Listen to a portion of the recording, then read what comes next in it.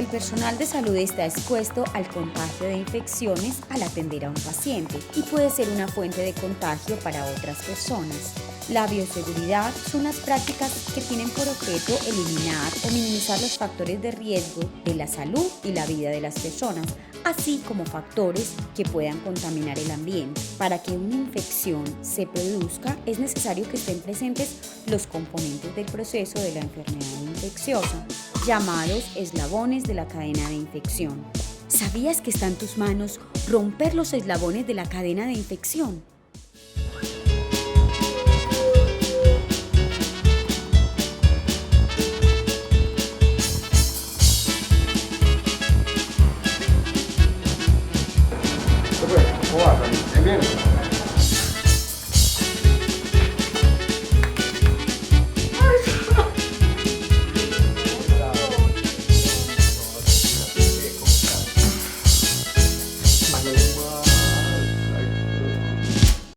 Cadena de transmisión de la infección. La infección se produce dentro de un hospital cuando están presentes los siguientes componentes del proceso de la enfermedad infecciosa, llamados eslabones de la cadena de infección. Un agente causal etiológico incluye parásitos, hongos, bacterias, virus y priones. Un reservorio. Lugares y objetos donde los microbios pueden sobrevivir, pueden ser animados o inanimados. Una puerta de salida del agente, donde salen desde el reservorio.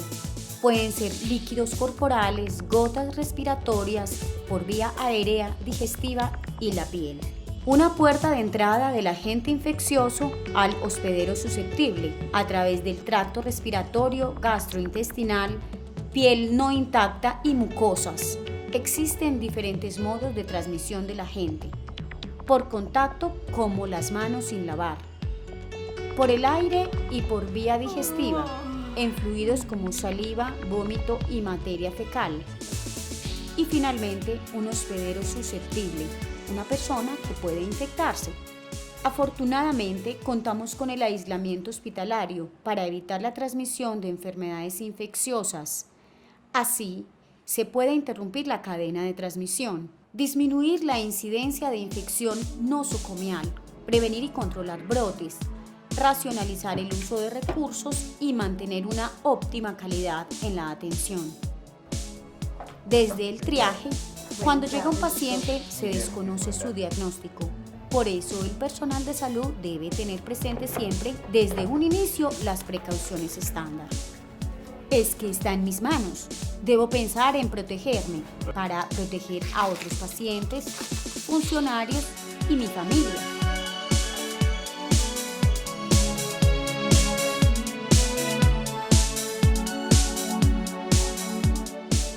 Existen varias medidas de protección o aislamiento.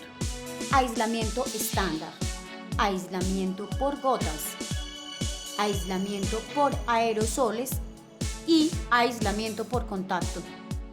El aislamiento estándar se refiere a medidas de protección mínimas que deben tenerse siempre en cuenta. Incluyen la higiene de las manos, el uso de equipo de protección personal, EPP, la higiene respiratoria y etiqueta de tos, la prevención de lesiones causadas por agujas y otros objetos cortantes,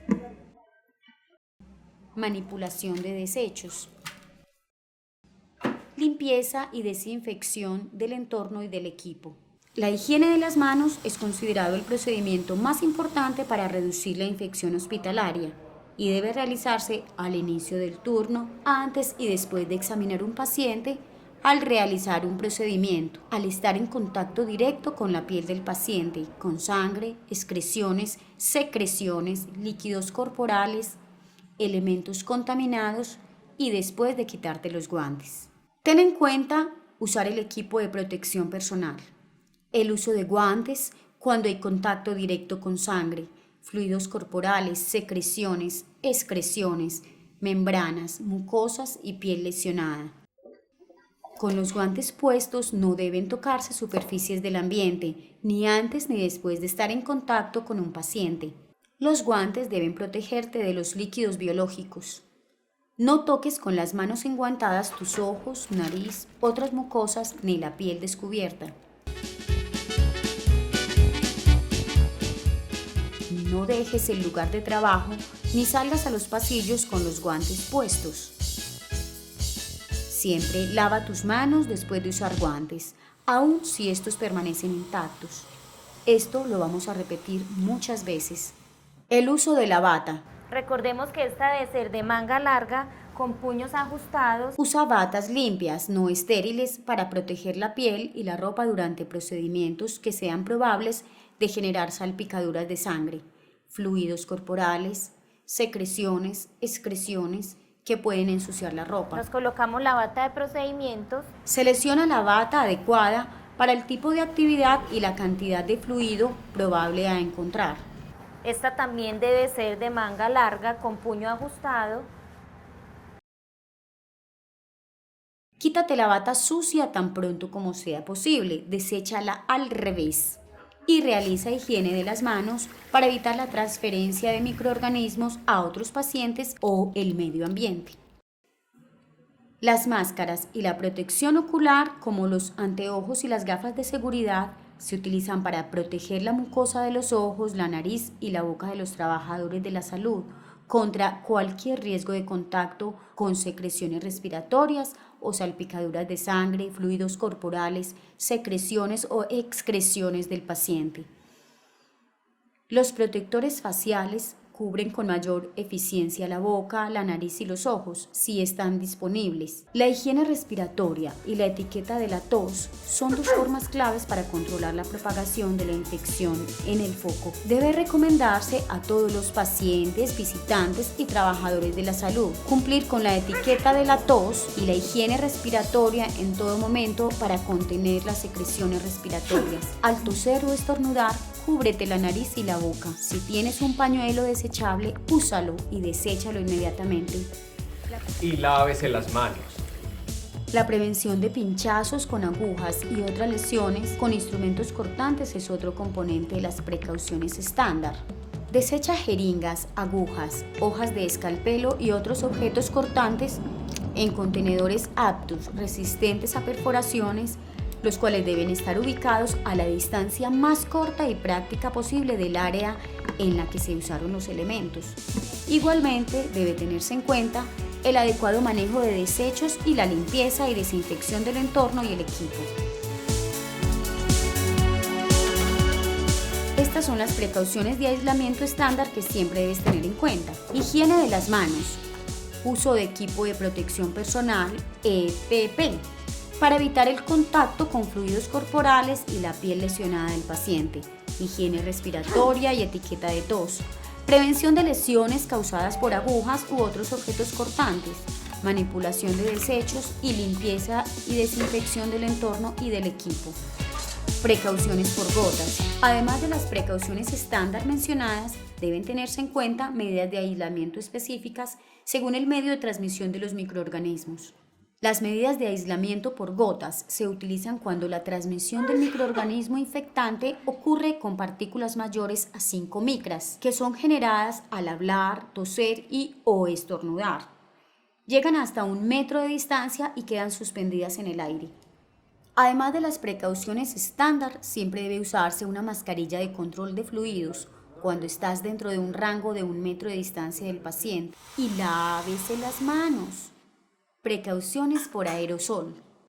Deben usarse cuando la diseminación de microorganismos se hace en partículas menores de 5 micras, que permanecen suspendidas en el aire por largos periodos de tiempo, que se dispersan y son inhaladas por huéspedes susceptibles. En estos casos, además de las precauciones estándar, es necesario el uso de una mascarilla de alta eficiencia al entrar a la habitación. Son mascarillas categoría N95, que significa que tienen 95% de eficiencia en la filtración. Y desde luego, lávate las manos. Sala ERA funcional.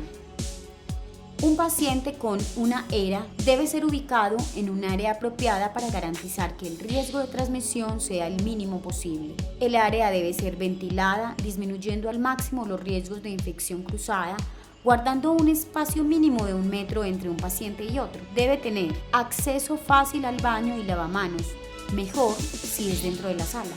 Área para lavado y desinfección de equipo. Los pisos, cielos rasos, techos, paredes y muros, al igual que los muebles al interior del área, deben ser de fácil limpieza. Sillas para los padres o cuidadores. Sillas para atención a pacientes con menor compromiso respiratorio. Camillas para atención de pacientes con mayor nivel de compromiso. Precauciones por contacto. Se las debe aplicar siempre que se atiende a un paciente con sospecha o confirmación de padecer una enfermedad diseminada por contacto con superficies contaminadas. Usa guantes limpios, no esterilizados y una bata desechable o reutilizable siempre que tengas contacto directo con un paciente. Quítate los guantes y la bata en forma segura, inmediatamente después de todo contacto con un paciente. Realiza la higiene de las manos inmediatamente después de quitarte cualquier elemento del equipo de protección personal.